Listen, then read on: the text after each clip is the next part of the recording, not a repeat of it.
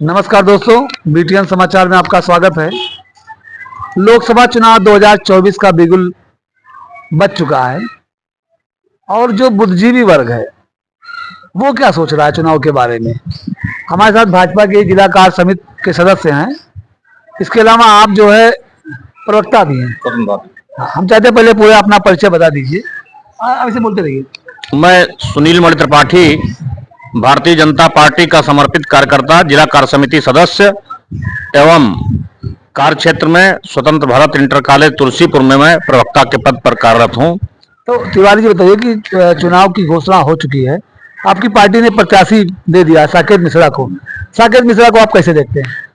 साकेत मिश्रा जी इस क्षेत्र के लिए नए नहीं हैं।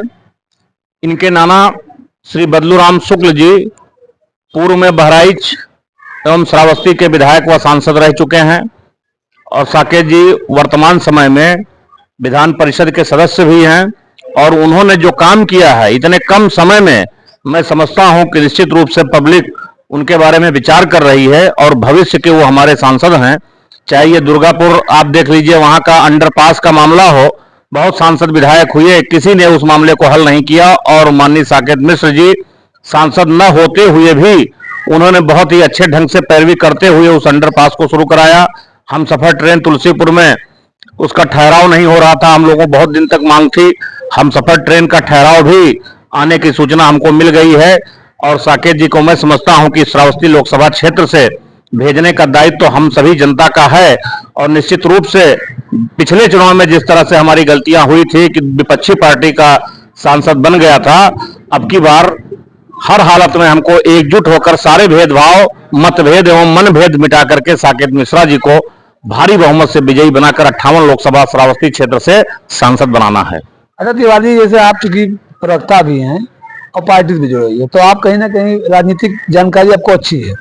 पिछली बार क्या हुआ था कि विपक्षी पार्टी ने जात का ऐसा समीकरण खेला कि आप लोग धराशायी हो गए। उन्होंने क्या किया कि एक प्रत्याशी उतारा पिछड़े समाज से, तो मुसलमान वोट उसी में जुड़ गया, यादव का वोट जुड़ गया।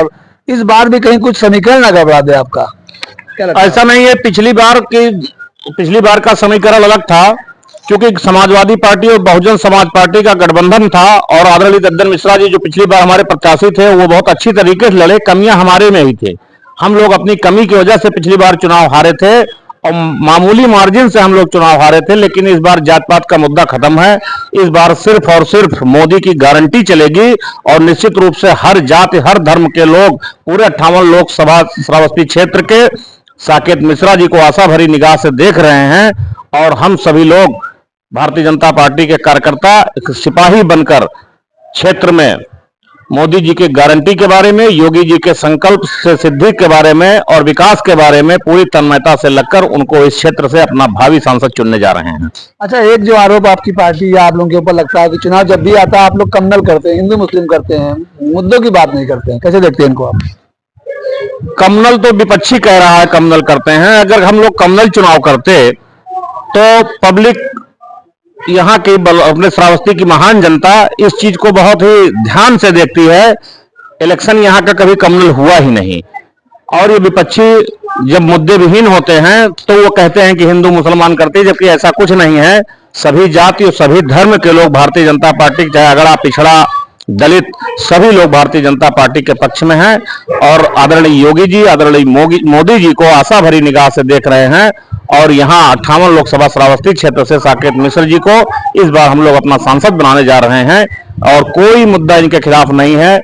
बहुत ही अच्छे नेता के रूप में उभरे हैं। अच्छा मणि जी, आपसे मैं एक सवाल और भी टोकेंगे कि जैसे आप तुलसीपुर से आते हैं, कहा जाता है कि तुलसीपुर योगी जी का दूसरा घर है, गोरखपुर के बाद वो सबसे तुलसीपुर आते हैं। लेकिन पिछले लोकसभा चुनाव में कम मार्जिन था, जीते तो थे आप लोग, तुलसीपुर विधानसभा कम जीते थे। इस बार क्या लगता है, योगी जी को कोई तोहफा आप लोग देंगे? पिछली बार की परिस्थितियां अलग थी। अच्छा, और इस बार की परिस्थितियां अलग है। ये सत्य है कि पिछली बार हम लोग लोकसभा क्षेत्र में कम मार्जिन से चुनाव जीते थे, लेकिन उसके बाद जब आदरणीय कैलाशनाथ शुक्ला जी हमारे विधायक हुए हैं 2 बार से, लगातार उन्होंने काम किया है। उस काम के आधार पर और योगी जी के दूसरा घर तुलसीपुर में माना जाता है, उस आधार पर तुलसीपुर में जो विकास हुआ है, आप समझिए, चाहे देवी पाटन तीर्थ क्षेत्र घोषित हुआ, तुलसीपुर में अभी 42 करोड़ रुपया का फंड वहां के विकास के लिए जारी हुआ है।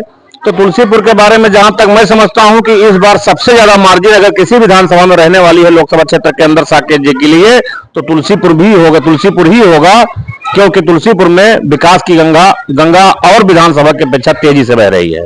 तो ये तिवारी जी थे जो अपनी बात बेबाकी से रखा और साफ क्लियर कर दिया कि तुलसीपुर विधानसभा इस बार लोकसभा श्रावस्ती में सबसे अधिक वोटों से भाजपा को जिताकर भेजेगा।